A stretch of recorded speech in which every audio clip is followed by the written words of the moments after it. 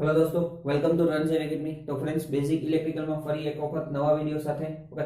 આની પહેલાના વિડીયોમાં આપણે પ્યોર રેઝિસ્ટિવ, ઇન્ડક્ટિવ, કેપેસિટિવ સર્કિટો જોયેલી હતી। એ ઉપરાંત series RL circuit, series RC circuit અને સિરીઝ એલસી સર્કિટ, ટોટલ આપણે 6 સર્કિટ જોઈ ગયા છીએ। હવે આપણે છેલ્લી ફાઇનલ સિરીઝ આરએલસી સર્કિટ જોવાની છે, બરાબર। અત્યાર સુધી આપણે શું કરતા હતા? પહેલા તો 3 પ્યોર રેઝિસ્ટિવ, પ્યોર ઇન્ડક્ટિવ ને પ્યોર કેપેસિટિવ સર્કિટ બનાવી। એના પછી આરએલ બે ને સિરીઝમાં જોડ્યા, આરએલ, આરસી અને એલસી, બરાબર। હવે આપણે ત્રણે આરએલ અને સી ત્રણે ને આપણે સિરીઝમાં કનેક્ટ કરીને એને એસી સપ્લાય આપીએ છીએ। તો કેવી રીતના સર્કિટ વર્ક કરશે એ આપણે જોવાનું છે, ઓકે ફ્રેન્ડ્સ। હવે આ સિરીઝ આરએલસી સર્કિટ તમે જુઓ ને તો બધી સર્કિટ 1 બાય 1 એકબીજા સાથે જોડાયેલી છે, એટલે તમને બધાના રિલેશન પ્રોપર આવડતા હોય છે, ઇન્ડક્ટર, કેપેસિટરની સર્કિટ, બરાબર। તો આમાં તમારે સિરીઝ એલસી સર્કિટ વિશે થોડુંક નોલેજ હોવું જોઈએ, તો ઈ વિડિયો તમારે પહેલા જોવો પડે, બરાબર। અને એ ઉપરાંત આરએલ સર્કિટ ને આરસી સર્કિટ વિશે પણ તમને નોલેજ હોવું જોઈએ, ક્લિયર। હવે સિરીઝ આરએલસી સર્કિટ આપણે જોઈએ, ક્લિયર। હવે સૌથી પહેલા રેઝિસ્ટર, ઇન્ડક્ટર અને કેપેસિટર ત્રણે સિરીઝમાં જોડવામાં આવ્યા છે, એસી સપ્લાય આપવામાં આવે છે। V Vm sin ωt, current I flow થાય છે, બરાબર। હવે તમે અહીંયા જુઓ તો કે VR છે ઈ રેઝિસ્ટરના એક્રોસનો વોલ્ટેજ છે, VL છે ઈ ઇન્ડક્ટરના એક્રોસનો વોલ્ટેજ છે અને VC છે ઈ કેપેસિટરના એક્રોસનો વોલ્ટેજ છે, બરાબર। હવે જ્યારે ઇન્ડક્ટર અને કેપેસિટર એલસી સર્કિટમાં આપણને ખ્યાલ છે, બરાબર, કે ઇન્ડક્ટર અને કેપેસિટર એકબીજાને કેન્સલ કરે છે, બરાબર, એના વોલ્ટેજ દ્વારા, ઓકે। તો ઇન્ડક્ટર અને કેપેસિટર જ્યારે એકબીજાને કેન્સલ કરશે તો ત્યારે કેવું સર્કિટ આપણી કેવી બનશે? કાં તો સિરીઝ આરએલ સર્કિટ બનશે, કાં આપણી સર્કિટ સિરીઝ આરસી સર્કિટ બનશે, બરાબર। એ કોની વેલ્યુ મોટી છે, બરાબર, કાં તો એલ ની વેલ્યુ વધારે હશે તો એન મુજબ, કાં સી ની વેલ્યુ મુજબ, બરાબર। તો આરસી સર્કિટ કે એલસી સર્કિટ, આરસી સર્કિટ અને આરએલ સર્કિટ બનશે, બરાબર। સૌથી પહેલા આપણે V બરાબર ઇમ્પિડન્સ ની વેલ્યુ મેળવી લઈએ, બરાબર। ટોટલ વોલ્ટેજ V બરાબર VR plus VL plus VC, okay. VR plus VL plus VC, okay. તો ટોટલ વોલ્ટેજ V બરાબર VR ની એક્રોસનો વોલ્ટેજ ડ્રોપ એટલે એનું સૂત્ર થશે IR, બરાબર। IL ની એક્રોસનો વોલ્ટેજ ડ્રોપ એટલે IXL, બરાબર। I અથવા IJXL એવું પણ લખી શકીએ, બરાબર, IJXL। અને XC ને VC ને એક્રોસનો વોલ્ટેજ ડ્રોપ, VC ને એક્રોસનો વોલ્ટેજ ડ્રોપ નું સૂત્ર એટલે ઈ થશે -IJXC, બરાબર। XC ના એક્રોસનો વોલ્ટેજ ડ્રોપ શું થશે? -IJXC, બરાબર। હવે તમે જુઓ ત્રણેમાં કરંટ સેમ છે, સિરીઝ સર્કિટ છે એટલે કરંટ સેમ છે, તો V I કોમન કાઢી લીધા તો આપણી પાસે રહ્યું R પ્લસ આ બેમાં જે કોમન છે એટલે જે કૌંસમાં રહેશે XL XC, okay friends, XL XC, clear. હવે આ I ને સામેની બાજુ જવા દો એટલે V upon I is equal to R plus J XL XC, okay. તો V upon I એટલે આ થઈ ગયું Z, તો Z નું સૂત્ર શું થયું? R plus J XL XC, clear. એનો મતલબ કે જેની વેલ્યુ વધારે છે, જો અહીંયા XL XC આપ્યું છે, બરાબર, પણ એવું ફરજિયાત નથી કે XL જ XC, ઘણી વખત XC પણ XL થાય, ઓકે। વેલ્યુ એક તમારે યાદ રાખવાની છે, એટલે આ આપણને ઇમ્પિડન્સ Z મળ્યું, Z R plus J XL XC, clear. Mode Z જોતું હોય આપણે તો mode Z √ R square plus કૌંસમાં XL ડિફરન્સ, જો આ ડિફરન્સ ની નિશાની છે એટલું યાદ રાખજો, XL ડિફરન્સ XC, બરાબર, મતલબ કે જેની વેલ્યુ વધારે હોય એમાંથી કોઈ વસ્તુ માઈનસ ન થાય, કાં તો XL XC થાય, કાં XC XL થાય, તો આ આપણને ઇમ્પિડન્સ Z મોડ Z મળશે, બરાબર। આપણે almost Z √ R square plus XL XC અથવા XC XL કરતા હોઈએ છીએ, ક્લિયર। તો આવી રીતના આપણે Z ની વેલ્યુ મેળવીએ છીએ, ઓકે। હવે આપણે વેક્ટર ડાયાગ્રામ મેળવવી છે, તો વેક્ટર ડાયાગ્રામ માટે ફ્રેન્ડ્સ આપણી પાસે ટોટલ 3 કન્ડિશન થશે, બરાબર। આપણી પાસે 3 કન્ડિશન મળશે। પહેલી કન્ડિશન છે XL XC, બીજી કન્ડિશન છે XL XC અને ત્રીજી કન્ડિશન છે XL XC, ઓકે। આપણી પાસે 3 સર્કિટ વેક્ટર અત્યારે આપણી પાસે કન્ડિશન મળશે XL XC, XL XC અને XL XC, બરાબર। હવે જોઈએ સૌથી પહેલા XL XC ની વેક્ટર ડાયાગ્રામ દોરીએ, ઓકે। કરંટ બધાયમાં સેમ છે, કરંટ ને એઝ રેફરન્સ આપણે આવી રીતના રાખીએ છીએ, બરાબર, આ કરંટ I, ઓકે। હવે પ્યોર રેઝિસ્ટિવ સર્કિટની વેક્ટર ડાયાગ્રામ દોરો, કારણ કે રેઝિસ્ટરની એક્રોસનો વોલ્ટેજ ડ્રોપ શું છે? VR છે, તો VR એટલે શું થાય? તો કે VR કરંટ અને વોલ્ટેજ એકબીજાના ફેઝમાં હોય એ પ્યોર રેઝિસ્ટિવ સર્કિટમાં બરાબર કરંટ અને વોલ્ટેજ એકબીજાના ફેઝમાં એટલે કરંટ અને આ VR ની વેક્ટર ડાયાગ્રામ દોરી હવે મારે ઇન્ડક્ટરની વેક્ટર ડાયાગ્રામ દોરવી છે તો હવે શું થશે તો કે I બરાબર કરંટ છે એ 90 ડિગ્રી લેગિંગ હોય છે વોલ્ટેજ કરતા પ્યોર ઇન્ડક્ટિવ સર્કિટમાં તો અહીંથી VR અને અહીંયા આવશે આપણા VL બરાબર VL ક્લિયર હવે શું થશે હવે મારે કેપેસિટર સર્કિટની વેક્ટર ડાયાગ્રામમાં એડ કરવી છે તો સેમ ટુ સેમ અહીંયા થશે VC બરાબર VR અને VC કારણ કે VC માં તમે જુઓ તો કે કરંટ છે 90 ડિગ્રી આગળ હોય અને VL માં મતલબ કે પ્યોર ઇન્ડક્ટિવ સર્કિટમાં કરંટ 90 ડિગ્રી પાછળ હોય બરાબર લેગિંગ અને કેપેસિટિવ સર્કિટમાં લીડિંગ પ્યોર સર્કિટની વાત થઈ હવે આપણે ત્રણે સર્કિટને આપણે શું કરી નાખ્યું મતલબ આ RLC સિરીઝ સર્કિટની વેક્ટર ડાયાગ્રામને કમ્બાઈન કરી નાખી હવે પહેલી કન્ડિશન એમ કીધી છે XL XC એનો મતલબ એવો થયો કે VL VC એનો મતલબ કેપેસિટરના વોલ્ટેજ અને ઇન્ડક્ટરના વોલ્ટેજ સરખા છે તો એ બે એકબીજાને કેન્સલ કરી નાખશે તો હવે આપણી આ જે સર્કિટ બની ને એ સર્કિટ બનશે પ્યોર રેઝિસ્ટિવ સર્કિટ બરાબર શું કામ કારણ કે ઇન્ડક્ટર અને કેપેસિટરની ઇફેક્ટ એકબીજાને નેગ્લેક્ટ કરી નાખ્યું તો થયું શું તો ખાલી એક VR હોય અને I બરાબર તો જ્યારે L અને C એકબીજાને નેગ્લેક્ટ કરી દઈએ છે ત્યારે પ્યોર રેઝિસ્ટિવ સર્કિટ બનશે આ રેઝોનન્સ કન્ડિશનમાં આપણે આગળ વધારે ભણશું અત્યારે આપણે રેઝોનન્સની વાત નથી કરતા આપણે ખાલી સમજીએ છીએ કઈ રીતના શું થયું છે બરાબર એટલે પહેલી વેક્ટર ડાયાગ્રામ ડ્રો કરીએ આપણે હવે બીજી વેક્ટર ડાયાગ્રામ આપણે ડ્રો કરશું XL XC બરાબર XL XC okay same to same current reference છે ઓકે અહીંયા આપણા VR વોલ્ટેજ આવશે VR હવે XL ની વેલ્યુ વધારે છે એટલે જો આપણે આવી રીતના ગ્રાફ મોટો રાખીએ છીએ અને XC ની વેલ્યુ આપણે નાના કરી રાખીએ છીએ XC એટલે VC બરાબર અને અહીંયા આવશે VL ક્લિયર ઉપરના વોલ્ટેજ આપણા VL એટલે અહીંયા તમે જુઓ તો આવી રીતના જુઓ તો તમને આ પ્યોર ઇન્ડક્ટિવ સર્કિટ અહીંયા જુઓ તો પ્યોર આવી રીતના તો પ્યોર કેપેસિટિવ સર્કિટ અને આ બેને ભૂલી જાય તો આપણે પ્યોર રેઝિસ્ટિવ સર્કિટ બરાબર હવે શું થશે તો કે જો આ VC છે ને એને ઉપરની બાજુ લઈ જાય તો અહીંયા આવી રીતના આવશે તો અહીંયા થશે VL VC બરાબર તો હવે જે અહીંયા વોલ્ટેજ મળશે ને એ આપણને ટોટલ વોલ્ટેજ V મળશે બરાબર તો ટોટલ વોલ્ટેજ V બરાબર અહીંયા થશે VL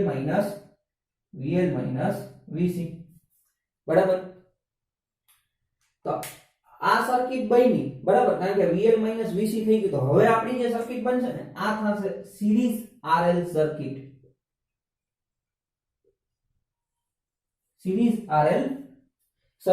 બરાબર શું કામ કારણ કે રેઝિસ્ટર ઇફેક્ટ તો છે હજી ઇન્ડક્ટિવ ઇફેક્ટ છે કારણ કે કેપેસિટિવ ઇફેક્ટ નેગ્લેક્ટ થઈ ગઈ છે આખી કારણ કે ઇન્ડક્ટરની વેલ્યુ વધારે મતલબ કે ઇન્ડક્ટરના વોલ્ટેજ વધારે છે કેપેસિટી ઇન્ડક્ટિવ રિએક્ટન્સ વધારે છે એટલે કેપેસિટરની ઇફેક્ટ છે એ નેગ્લેક્ટ થઈ ગઈ છે પણ ઇન્ડક્ટરની ઇફેક્ટ તો છે જ એટલે સિરીઝ RL સર્કિટ થશે ઓકે સેમ ટુ સેમ એટલે અહીંયા આપણે લખી નાખું છું XL XC બરાબર અથવા VL VC okay VL VC હવે આપણે અહીંયા ઉલટું કરીએ XL XC બરાબર એનો મતલબ કે કેપેસિટિવ રિએક્ટન્સ ની વેલ્યુ વધારે છે અને VL VC એનો મતલબ કે કારણ કે VC ના વોલ્ટેજ વધારે છે બરાબર તો same to same vector diagram draw કરીએ તો કરંટ આપણા VR બરાબર VR તો આવી રીતના VL ઓકે અને અહીંયાથી આ VC ઓકે તો આ VL ને શું કરશું આપણે આ બાજુ લેવી અને એને એમાંથી માઈનસ કરશું બરાબર વેક્ટર ડાયાગ્રામ આપણે વેક્ટર સરવાળા બાદબાકી જે રીતના કરતા હોય એ રીતના તો અહીંયા થશે આ VC VL તો અહીંયા આપણને મળ્યા ટોટલ વોલ્ટેજ V બરાબર એટલે અહીંયા આપણને મળ્યું VC VL ઓકે હવે તમે જુઓ તો કે આ સર્કિટ કેવી બની કારણ કે કેપેસિટરના વોલ્ટેજ વધારે છે કેપેસિટિવ રિએક્ટન્સ વધારે છે બરાબર તો ઇન્ડક્ટરની ઇફેક્ટ ને ઇન્ડક્ટિવ રિએક્ટન્સની ઇફેક્ટ ને નેગ્લેક્ટ કરશે તો એનો મતલબ આ સર્કિટ થઈ આપણી સિરીઝ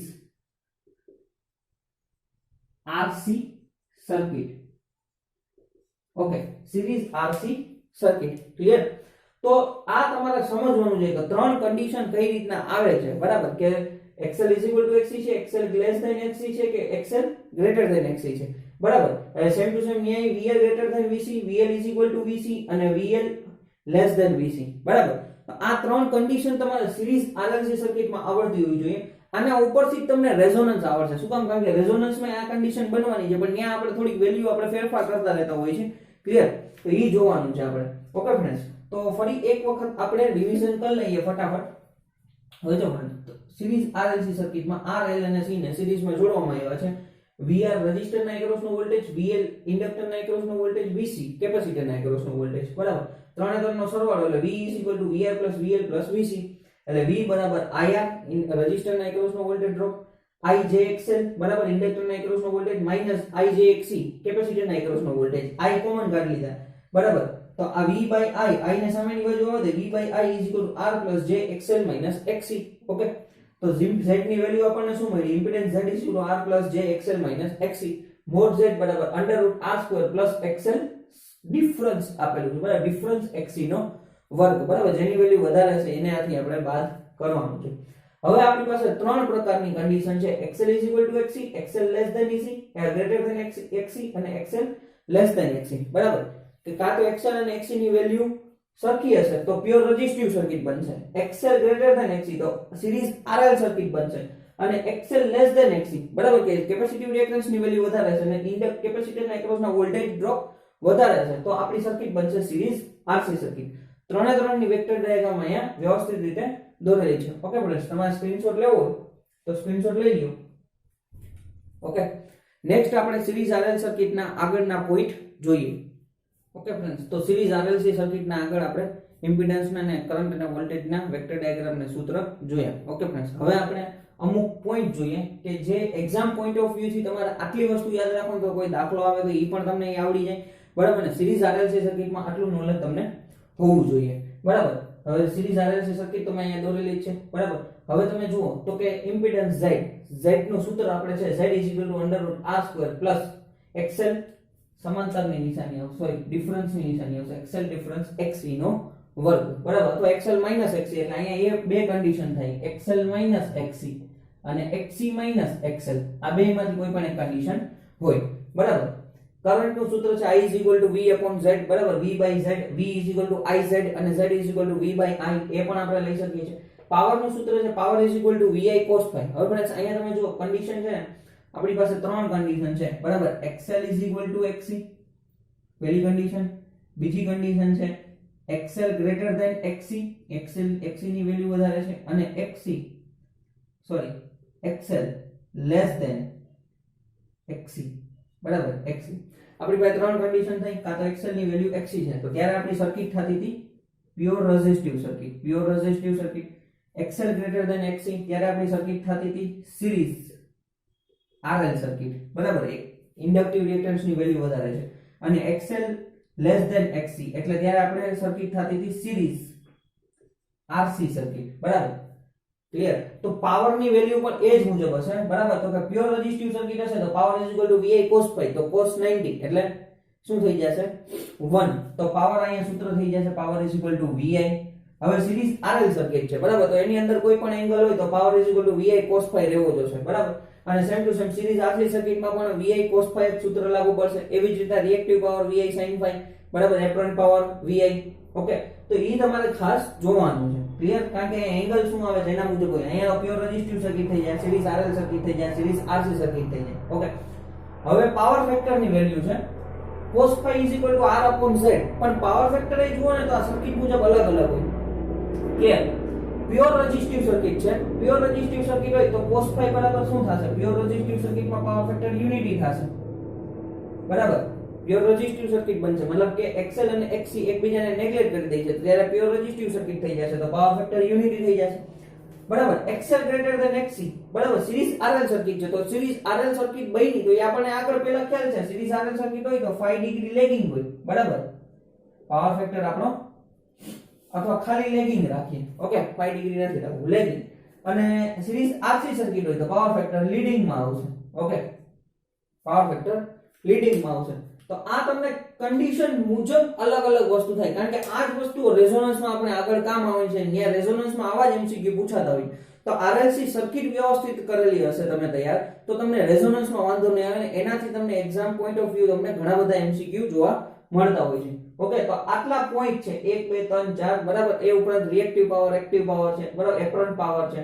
ક્લિયર? cos phi ની વેલ્યુ તો એમાંય ત્રણ કન્ડિશન મુજબ આપણે જોતું જવાનું છે કઈ પ્રકારની સર્કિટ બને છે અને કઈ રીતના આપણે થશે. ઓકે ફ્રેન્ડ્સ, આનો સ્ક્રીનશોટ લેવો હોય તો સ્ક્રીનશોટ લઈ લ્યો.